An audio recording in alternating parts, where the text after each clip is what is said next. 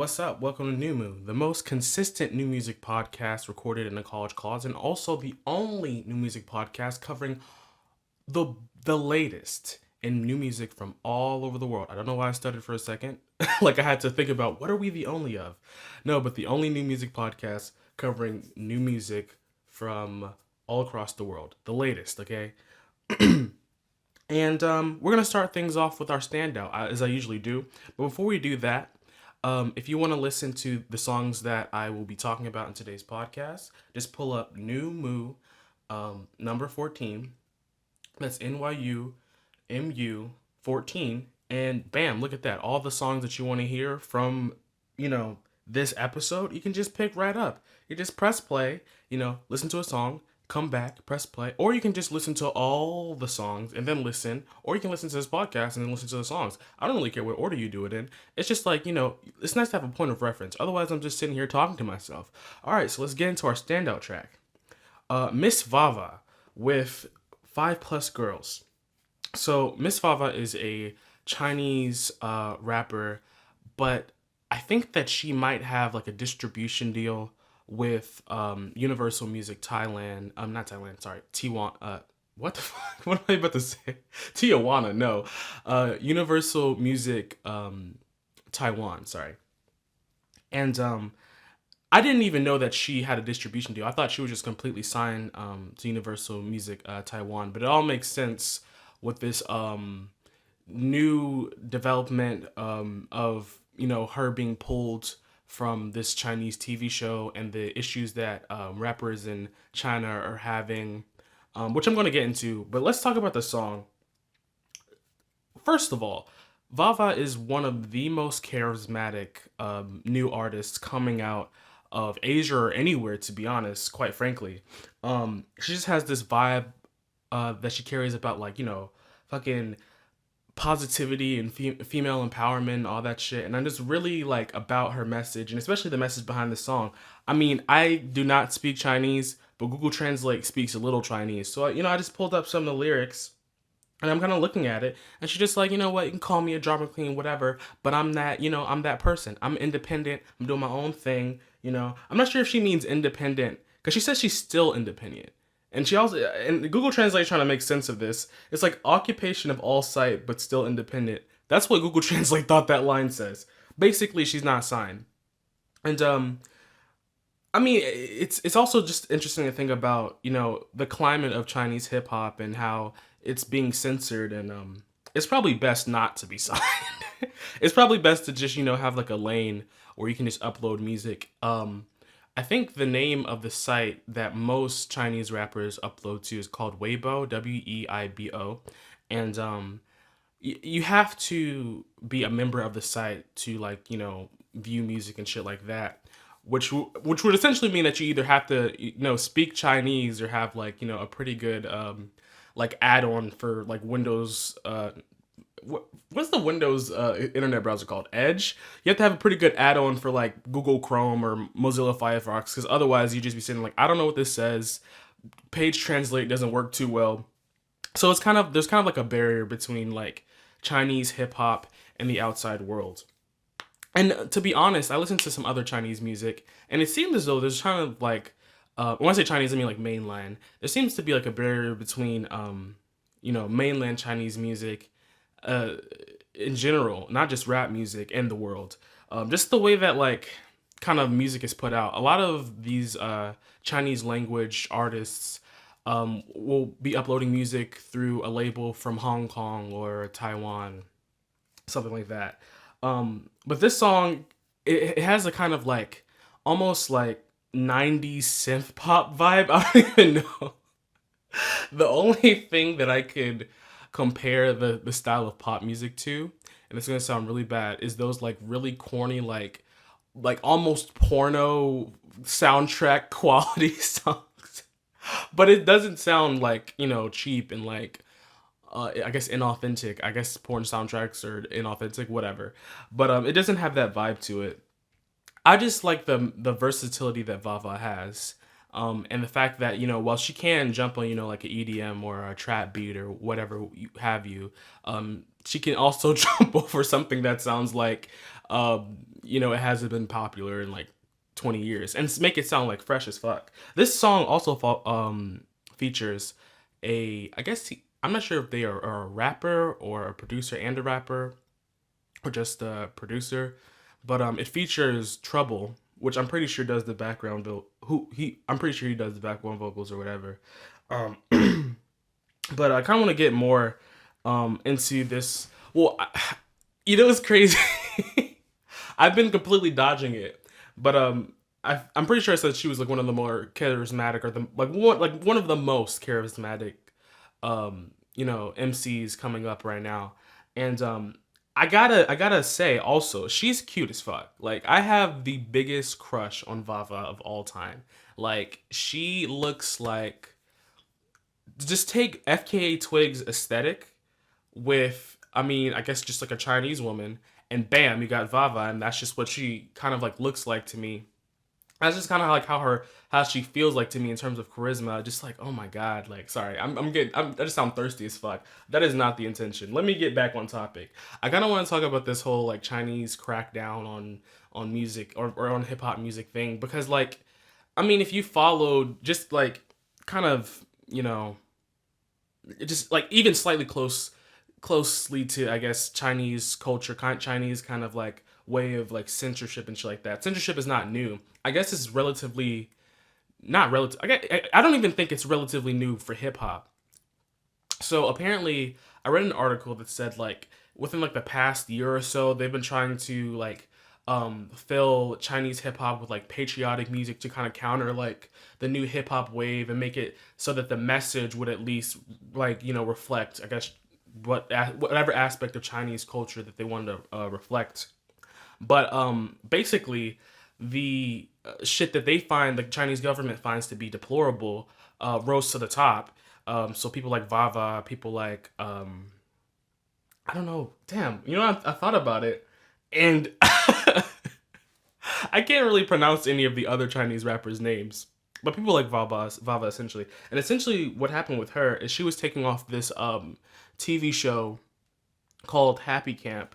I guess like forcefully taken off because of her association with hip hop culture. I don't even think it was necessarily for her lyrics per se, just her association with that wave. There was this TV show called, I think it's called The Rap of China or something like that, and it's kind of like it's one of those like kind of, I want to say Asian TV shows, because it's not because like it's stereotypical, but because like there is a kind of like, I guess, type of TV show that's kind of like more special to that region, where it's just like you have contestants come on a show, and they have rap battles and shit, and then at the end of the competition they like basically get signed. So it's like America's Got Talent, or like American Idol, I guess.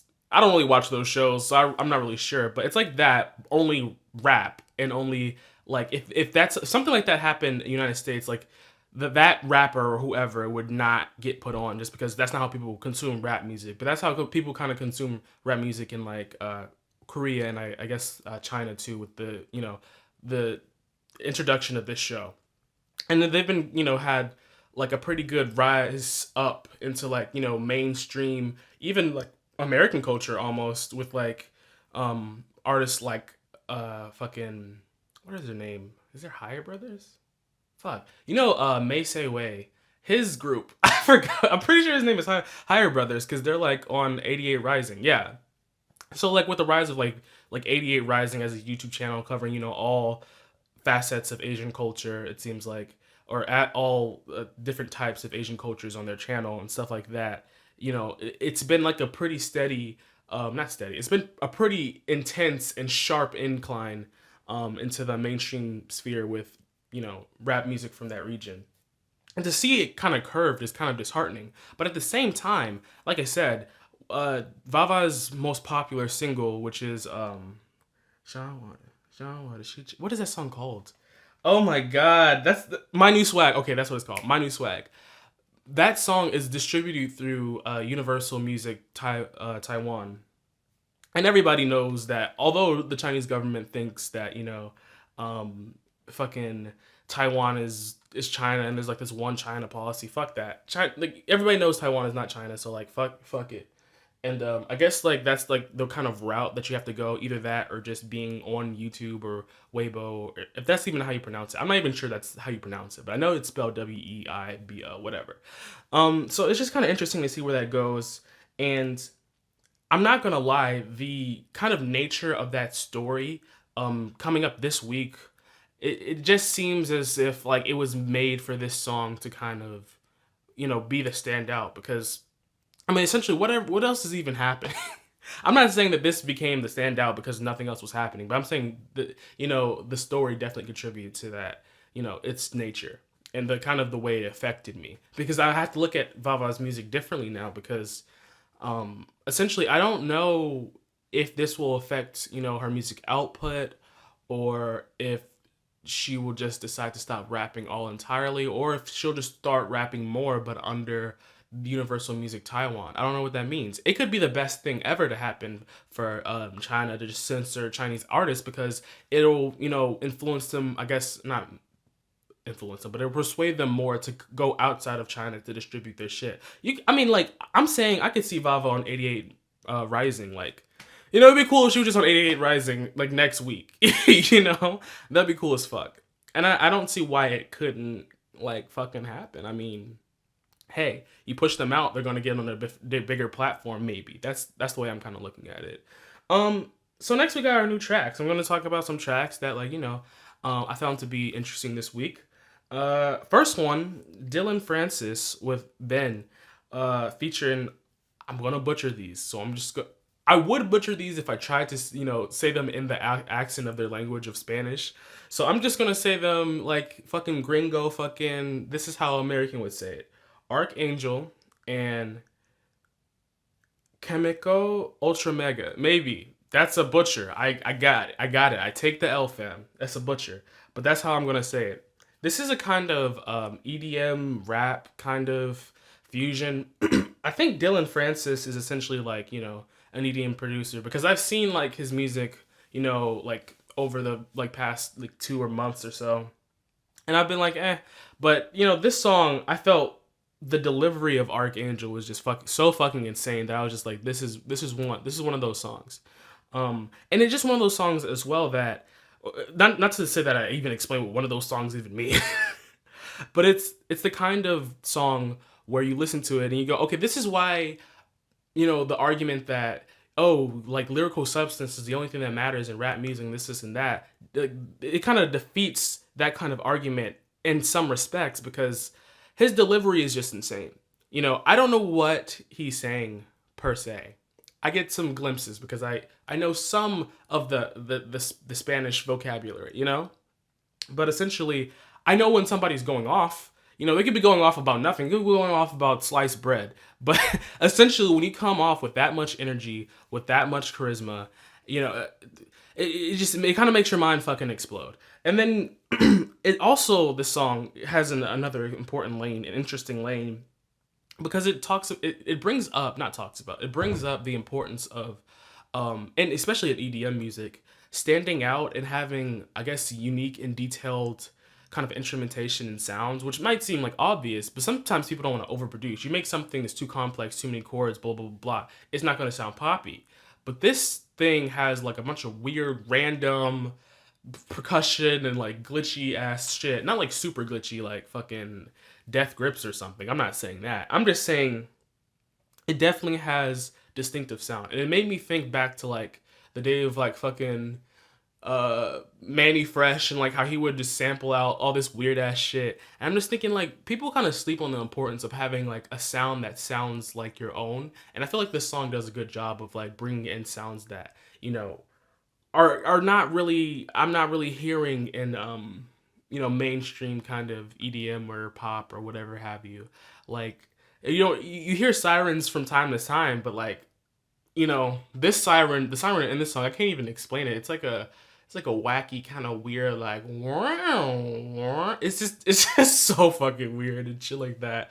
And just shit like that kind of makes me happy. Just like people are trying to make shit that doesn't sound the same, The worst that I don't really, get into critique a lot, but the thing that I hate the most is generic bullshit. All right, next we have Drake with God's Plan. It's Drake, it's rap. This song, there's this part of the song which is also this my favorite part of the song, but I guess also my least favorite because I'm an English major, and it really bothered me when he says, she said that she loved. Wait, she said, "Do you love me?" I tell you only partly. Okay, first of all, from a grammatical standpoint, it should have been she asks, "Do you love me?" Okay, she didn't say that. She asked that. She didn't say that as like a statement, like, "Do you love me?" But then like like no question, no inflection, no rising in intonation or anything. She's just like, "Do you love me?" Like not even like expecting any kind of response or anything like that. That kind of like I thought that was kind of funny. Just because I don't know, people don't really think about that, but I think about like everything. So I'm sitting here like, Drake, come on. But at the same time, Drake comes back with his like most catchy song since I think Hotline Bling. Like I haven't been this hype for a Drake song since Hotline Bling, and then I felt like Views let me down because let's just say Views let me down. From an aspect of like interestingness, if that's even a word.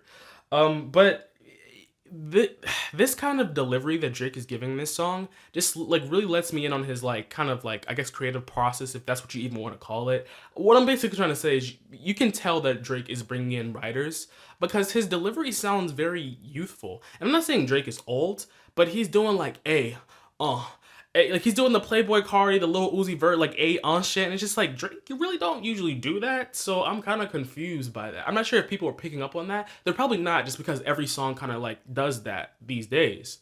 But it was just like an interesting kind of like peer into like Drake's world because like his biggest competition, Kendrick Lamar, doesn't do that. So and a lot of people are saying that Drake feels pressured more than ever to come with like some fucking heat, and I think this song is heat. Personally, that has nothing to do with like me thinking shit is interesting. I think the song is heat personally, but I do think he's a chameleon at this point. Like I'm not sure if we're getting another One Dance where it's just like he creates a wave, and that's not even saying that One Dance is like this amazing song. I'm just saying Drake clearly influenced a lot with that album and that song and bringing that sound into the mainstream, even though it pre-existed, One Dance. I'm just saying he brought it into like this fucking another world, another realm. Next we have Grae and Quelle Kris featuring Hannibal Buress. Is that how you pronounce his name? That's how I'm gonna pronounce it. With the song "Ooh Shit" or "Ohsh" as they say. And, it's like rap. I feel so awkward every time I have to say, well, what genre is this? So the people know it's rap, dog. These verses are so fucking insane, and this Hannibal Buress feature is like so fucking stupid, and I don't mean that figuratively. I mean literally. This nigga says, "I'm at the bar and I got bars." It's just like, like I like that they brought him out as like a funny comedic thing, but Quelle Kris and Jean Grae give pretty like interesting and complex performances over this really like weird like unsyncopated kind of beat, and it's just like really disorienting. And like I feel like Hannibal Buress this feature makes it even more disorienting, but maybe not in the same kind of like clever, intelligent kind of way. Not to say that he's not intelligent, just not on this song. And then next we have Cease and Desist by Alice's what the fuck? Alice Glass, Cease and Desist. I don't know why the fuck I almost said Allison. That's not even on here. This is like electro punk, I guess. And I read somewhere, it might have been Pitchfork. If I'm misquoting Pitchfork, I'm sorry. You're not even listening to this podcast, so it doesn't fucking matter. But I read somewhere that this song has something to do with the Me Too campaign or something. And I also read that there's this new campaign called like So What, which is like these are two separate stories, but there's like a So What campaign that's like a counter to the Me Too campaign. I'm not really here to talk about politics, but essentially there's a story about how Alice Glass was in this band with this band, I think it's called Crystal Castles or something, with this dude, and the dude was like raping her occasionally or something like wild like that. I just thought it was kind of crazy, especially because like the lyrical content about fighting back, like resisting and not being a victim, which is kind of an interesting take on it, considering the nature of the song, how it came to be essentially. The song is very abrasive though and very hype, so it's not like a take it sitting down, which I don't really like to use that phrase to begin with, but whatever. It's not a take it sitting down kind of song. Like it's very in your face, like in control of its kind of, destiny. If I guess if that's how you would even phrase it. So that was interesting. Also, I want to say that this song, the preceding song, "Oh Shit," transitioned really, really well into this Alice Glass song on Apple Music. Probably because I have like crossfading on 1 second, but it just felt right. It was just like, wow, that almost felt like this could have been on the same. Whatever, not really important. All right, next we got Kris Wu. Rich Brian, which I thought Rich Chica was going by just Brian, but apparently it's Rich Brian. Trippie Redd, Joji, and Baauer. Baauer is the guy who made Harlem Shake, I think. I don't even know if Baauer is like a group or a person or a male or a female or whatever gender, but apparently they had something to do with this song. And the song is called 18. It's like rap, kind of. Oh my gosh, the song is 2 songs. So I'm just gonna talk about the second part because this part with Joji and Trippie Redd, because that's the song. That's the part that I found interesting. The first part, I'm not gonna diss it. It's not necessary. But Joji, I feel like Joji should hop on these kind of like trap piano ballads more often because I felt like I got a new side of Joji. I was gonna put Window on this week's new tracks, which is like this segment or whatever. But then I was like, okay, that song is kind of old, but there was a music video that came out, so I was like, oh my god, he's kind of treating it like a single, so I should just do it. But then I was like, but then like the music video doesn't really like showcase the song. It just kind of showcases the video, which is actually pretty interesting and stimulating to look at. But whatever. This song kind of has that kind of like diss side. Travis Scott song "Oh My Diss Side." It sounds like the diss side version, like aspect, or the diss side part of that song, and it just has that kind of like piano driven trap kind of feel that I think that Travis Scott can pull off really interestingly, and apparently Joji can do that as well. But fucking, I just feel like Trippie Redd killed it.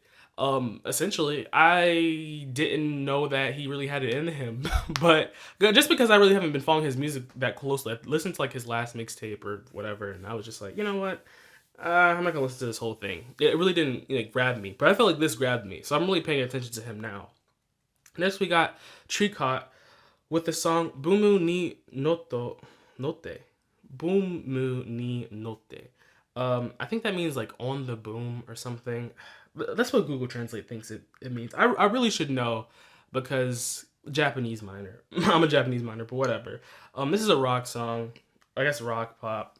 Nah, it's just rock. It has a really interesting and crazy like groove and like a kind of like odd time signature, and it's just like I really fuck with anything in an odd time signature that's pulled off well. I pretty much fuck with. But one thing I really want to talk about this song is the music video, because in the music video, there are all these people at their concert for the music video. And every single person, and I don't think this was rehearsed. If it is, okay, it makes sense. But even if it is not true or whatever, every single person had their camera out. And if it was, planned or whatever, it still just brings up a huge point that I always think about, like why people, record the performance instead of living in it. Like nobody who watches TV, like watches a concert on TV goes like, wow, I'm so glad that, I didn't get a chance to go see that person. No, they're like begging to have seen the shit in real life. But essentially what you do is you record it and then later you look at it as if you're that person on TV. And I guess the only benefit is the person who's watching on their couch can just record it and watch whatever they want, but they will never have gotten to experience it. And I'm saying when you have your camera up, recording a concert, you're essentially you're dampening your experience, okay? Just just have a designated I feel like this is what needs to happen. Get a group of 5 people. One of those people should not want to go. But whatever, just make them go. And then have that person record so that everybody else can just experience the concert, because essentially like you're wasting, I feel like you kind of waste your life in a sense. You go into concerts, you're not even having fun, you're just pulling out your phone and recording shit. Like, dog, the fuck? It's like maybe if like people were like hype when they had their phones out and they were just doing a bunch, but of course they're not trying to do that. They're not trying to have a shaky camera or anything like that. Have fun. No, they're just trying to record it. It's like if you wanted a recording, just watch this shit when it comes out on YouTube. The fuck? Like everybody's like recording concerts and putting them up on YouTube. So just like watch one of those shits. Sorry. Kind of a side note. But check out that song. Boomu goddamn. Bumbum ni notte. Alright. Next we got Ohashi Trio with their song Venus. They're a trio, but I thought it was one dude. Looking at the music video, whatever. It's kind of like a soul pop song. Pretty interesting. Reminds me a lot of Earth, Wind, and Fire at times. I feel like Japanese pop is so unconcerned with like what's going on with world trends because it's just like a whole lane of its own. I really fuck with that. This song is like exemplary of that. We got Peggy with It Makes You Forget. This is a dance track. It has like this chill, like that was so country. It has like this chill tropicalness to it, but then like the synths come in and you're just like, It just, I don't know. It's just like, it's a nice little bop. I was trying to figure out what language this song is in. I thought it would be embarrassing if it was actually in Japanese and I didn't know, but it's in Korean. So just think about that. You got a tropical kind of like dance song in Korean. That sounds interesting to you. Go hit that up. And then we got, I'm gonna fuck up this name, Magdalena Bay with Waking Up. This is a pop track. This is a very 80s kind of synth pop aesthetic to me. Kind of like reminiscent of like early this decade when everybody was kind of like the 80s synth wave. And everybody was making music that sounded like that. Think like Psychic City or something like that by Yacht. I just want to know like, when will we know when we have a new trend? Because like you have or a new musical genre, which is kind of like, you know, a separate point from this song. But you have like trap music, and people refuse to act like it's a new genre. Like when punk came out, people weren't like, oh, it's rock, not punk. The punk is just like a sub thing, and like no, people were just like, this is a whole new genre of music. Essentially, people should be saying, hey, trap is a whole new genre of music, but I don't really feel like people are. People are just like, okay, yeah, trap. Yeah, it's just rap. I don't think so. I think we should really start reclassifying them. I mean, I don't really care about genre that much, but I know when something sounds different from something else. Like, come on now. Nas and Lil Uzi Vert should not be in the same genre because they're going to have stupid shit like XXXTentacion saying, oh, I'm better than Tupac. That shit couldn't happen if this nigga wasn't in the rap category. If he was in his own trap category, we couldn't even have that bullshit like that happen. Next we have, dang, okay, I'm gonna try to pronounce this right. ИЛЬЯС КУДРЕТОВ with the song Form Month. I think that's what we're gonna go with. This is a pop track from Kyrgyzstan, if that's how you pronounce the name of the country. It's the first song that I cover from Kyrgyzstan, and I've been listening to a lot of, I guess, Kyrgyzstani or Kyrgyz music, and this song really hit me because it's so emotionally impactful, and the music video just contributes so much to that. You have this handicapped man who I think he has to give like, or he doesn't have to give, but he decides to give like a organ transplant. He does get an organ donor or something, or I don't know. But essentially, you can tell that he's about to die, and it's just like really emotional. And I don't know, my emotions. I wasn't like crying or anything, but I definitely could have cried if I, wasn't such a happy person at this point in my life. But, I just really felt that vibe. If you want to listen to some music from a country that you probably never even heard of, which is not a shot to Kyrgyzstan, but if you want to, you can. It's on the playlist. Next, we got Stimulator Jones with Choosey Lover. This is like a soul track. Very throwback. So much throwback that I thought this is like just some unearthed music from a different decade that was just being put onto now. I'm just like, what the hell, Stone's Throw? Like, this is new music? If so, this is really interesting. Somebody can kind of replicate the kind of 70s, 80s, R&B soul aesthetic and make it sound really authentic today. But I'm kind of interested in this idea of a choosy lover just because we're in the era of like sexual assault and sexual assault allegations. Like, it's interesting that, this song finds a woman who chooses her own partners to be, like we've been reduced to fucking primates or something. It's interesting that they think that choosing your lover is a good thing.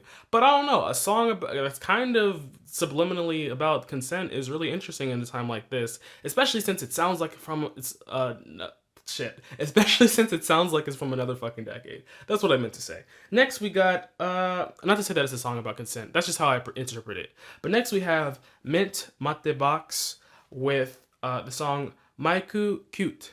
Or Maiku Cute. Sorry, I said Mike.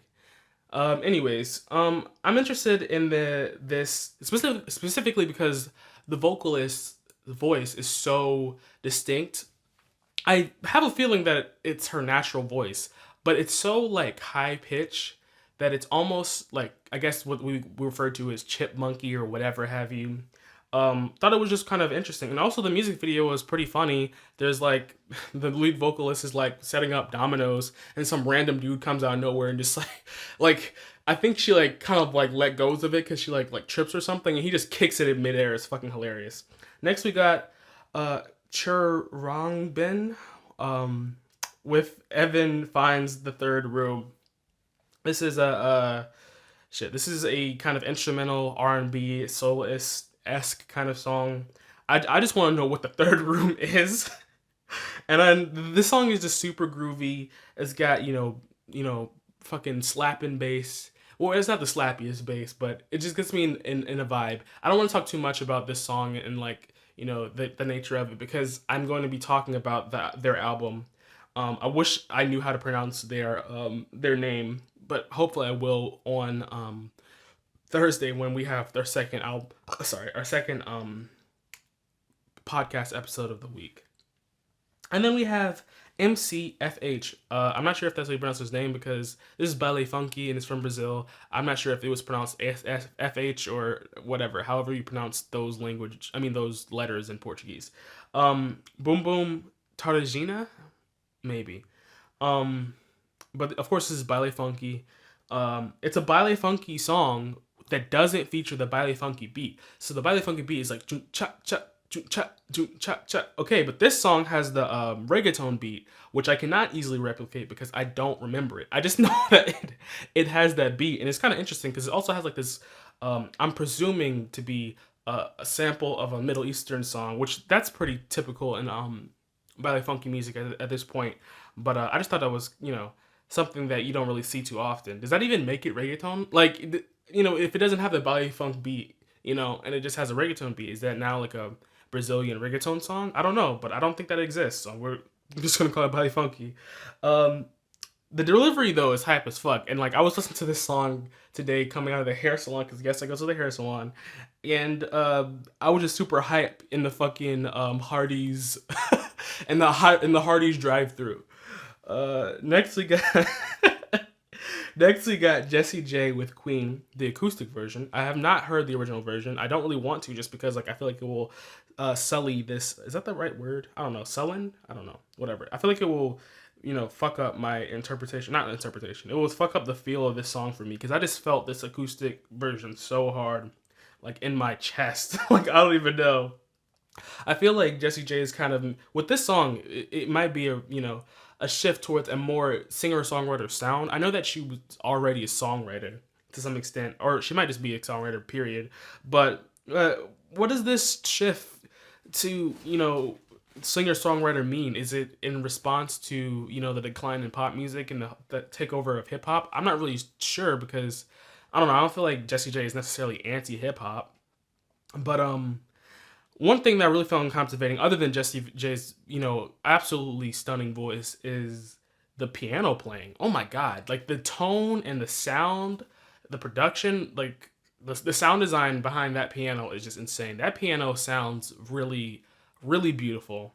And I just felt like it was a nice fit. It had this really nice tone and distinctiveness to it, which you don't really get often with these like piano ballads because you either have an interesting voice or you have an interesting piano, and it's like one or the other, but this one has both. Okay, so look out for that. And then we have Chotto, which is the segment where I talk a little bit about some songs that I didn't have as much to say about. We have Negative Gemini with Infant Path. This is a pretty spacious, atmospheric electronic ambient track that features some weird 2000s, like snap your fingers, A samples. You know them, A, those shits? It has those. I just thought that was really interesting. And then we have HC McIntyre with the song Yellow Roses, a pretty endearing country track that is truly passionate. It's a bit tear jerking, and it just reminds me of Dolly Parton. And I know that the song isn't a cover of the Dolly Parton song Yellow Roses, but it just has that vibe. Not the vibe of the song, just the vibe of Dolly Parton. Next we have Kris and the Drumheads with Whatever. And I just love the lyrical content of the song because it's like pretty fucking humorous. And the song is just an overall bop, and the track just keeps me coming back for more. I just keep thinking about that song, and like it's just like a kind of jazzy kind of feel to it, and it just gets stuck in my head. And it's like it's a jazz kind of track. I should have probably said that. Kind of jazz, hip hop, I don't know. And the Negative Gemini Infant Pass song is kind of like ambient electronic. I'm not sure if I said that, so I just said it again. Next, we have Late Ones, where I talk about the songs that I have missed, songs that got past me, and it's happening less and less. So this week we only have one. Yes, this is not Late Ones, this is Late One, and I put Late Ones in my notes because I initially had no Late Ones, and I realized this song was old. So it's a song called Pila Pila by Tana Chendakotam, maybe a Tamil singer from India. I'm presuming South India. And I'm bringing this song back into the kind of like, week, just because the music video was just dropped. And this song is like an Indian Afrobeat track. Like, I have never heard Afrobeat being attempted by anybody who wasn't, from Africa, unless they were white and they were trying to do like some, experimental shit. But I thought that was really cool because this is like for like a movie soundtrack. And they're trying to, I think, advertise the genre of this song as retro baila. I don't know what that is, but this song is definitely Afrobeat. Just listen to it. It's so mind blowing that these two worlds could collide, but they did. And that's all I have for today. If you like this episode, hit the like on YouTube. Give me the 5 stars on what is the thing called? Oh yeah, iTunes. And, just really support your boy. Subscribe if you want to. If you don't want to, maybe just don't. That's to say that anybody's even listening to this. But, I love you guys. And live from the closet, I'm out.